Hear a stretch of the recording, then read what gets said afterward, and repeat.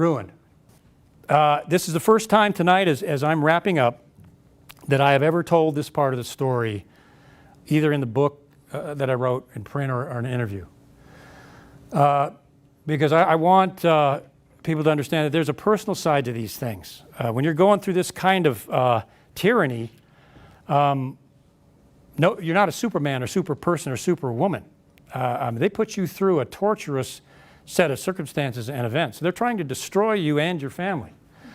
They raised the interest rates on my loans. They blocked my retirement funds, forced our house into foreclosure because we had no money to pay the mortgage. That'll get you. They blocked my employment with any contractors related to the CIA. I had friends, supervisors, that knew of my awards and medals, and they were ordered not to hire me and when they were trying to get me into work for them. They blackballed my employment with these guys trying to destroy me financially. This is what happened to me personally. I continued to stand by faith, frankly. We had huge legal expenses, extensive medical bills from the family's illnesses, thousands and thousands and thousands of dollars in medical bills. We lost everything we owned. All of our material possessions were in the house that was contaminated, and it was all destroyed, taken away, and burned. And we literally came back to Washington with nothing but the shirt on our back. I went to several meetings. I had a 15-page detailed report with evidence, doctor's diagnosis, environmental studies, the whole shebang that was lost several times. And then they found it one day from the lithosphere and brought me in for an interrogation. Now, interrogating a former interrogator, that's always interesting. And spent several hours trying to get me to recant the evidence that I had in my memo, or else. And I refused. At that point, you know, I was kind of like the lamb at a gyro feast. You're committed, you know. I mean, I wasn't going to stop. So I said respectfully, no, that's evidence in this case, and you're going to keep it in there. So I was taken to a meeting with my attorney inside the Office of General Counsel, where I demanded to see this grievance that I had written in the evidence, and they claimed, well, we don't have it. What do you mean you don't have it? We lost it, they said. My two attorneys had never seen the beast before. They're sitting there, their eyes all wide, and I said, you go get that, or I'm coming in your office and I'm going to find it for you. So they come back in and they present me a one-page document handwritten in blue ink, claiming to be my grievance, which is a 15-page typed document that I had written. And at that point I said, it's over, we're leaving. Went back to my office. I was met with 3 CI officers who tried to get me to sign a statement saying I'd engaged in insubordination. And I respectfully refused and said, this battle is just beginning, you guys. Like the FBI said, you messed with the wrong person. I took them to court after that. There was another house break-in, and it just kept going. Then they issued the threat of, well, we've got you misusing a government credit card for paying for the decontamination of the stuff that we poisoned and contaminated. And I said, nice try, but, you know, make my day. I'd lost my career. I lost all of my retirement completely. My job outside was blocked at this phase because I hadn't stopped. I hadn't given up yet. I was going. I was still going. All the evidence was sealed so no one could see it, not even my congressman. I was threatened with prison. If I talked about my case or the poisonings to anyone under the state secrets privilege, I was going to jail. My wife will tell you for several years we waited for that event every single night, not knowing if it was going to happen or not. I was ready. I was ready to go, ready and willing. I mean, this is the Constitution we're talking about. This is my country. This is my democracy we're talking about. I don't care what you do. You're not getting away with this. Lost my family. My wife could not recover. She was very sick neurologically. She couldn't get out of bed. She was bleeding through her gums, bruising all over.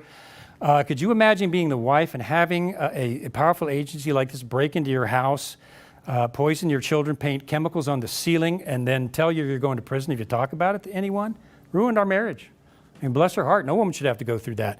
But that happened. Couldn't take it anymore. My children were having nightmares for years after this. Nice people, aren't they? At these levels. No, they're wicked. I had coworkers cheering me on. Oh man, everybody in there hates them. I mean, we call it the paranoia palace. They're telling me, man, go get him, Kevin. We're with you, we're with you. Well, when I came out and stood, crickets. They all disappeared back in the woodwork to the land of the cowardly. And I understood, okay, I understand, you know, doing this sort of thing is rare. I wrote my book. They blacked out everything relating to the illnesses and the poisonings, but they left the vulnerability to our agents and the other stuff that I never thought I'd get through. They left it in there. I think they were making kind of a deal. We'll let you publish this stuff, but don't ever talk about this, ever. And we still kind of have this. I have a lot of programs I worked on, and in a lot of different parts of the shadow government. And I'm not talking about that. I'm an honorable man. There's no reason for me ever to talk about it in my lifespan. But we have kind of an agreement going. I'll get up and talk about this stuff, and we'll just leave that other stuff aside. And we've got kind of a mutual agreement here. Just, don't go there. Blacked out those parts in the book, and they thought they had finished me off. The only thing that kept me going, frankly, was my faith and my belief in freedom, that this country should be a free country, and there should no agency, no shadow government should have this kind of power in a constitutional government. I can't tell. That's what drove me, is the outrage and the tyranny of this. It's got to be stopped. So they were wrong. They hadn't finished me off. I answer to a high authority, and that's always their worst nightmare, I think. I wound up in Jacksonville, Florida, with absolutely nothing. Everything I'd loved had been taken away from me. Book had been blacked out, the first one, completely blacked out. I sat down in Jacksonville just with nothing left. Then I met an angel. I met a woman named Sue who helped me through a lot of this. When I was outraged by what had been done, she listened to my stories, gave me an ear about the betrayal that I had just suffered. When people were parked outside our house, she was there standing strong with me. When I had third parties logging onto my computer when I was writing the book, she stood by me then. When I wrote From the Company of Shadows and built the code into the book about what they had done and what they'd covered up, there's a code in there that unlocks the blackouts. She stood with me there. Days I drank too much, she was there patiently with me, just helping me through it. Days when we thought for 4 years that I was going to be arrested any night, she stayed with me through the whole time. And that's my wife, Sue, in the back. So there are angels out there.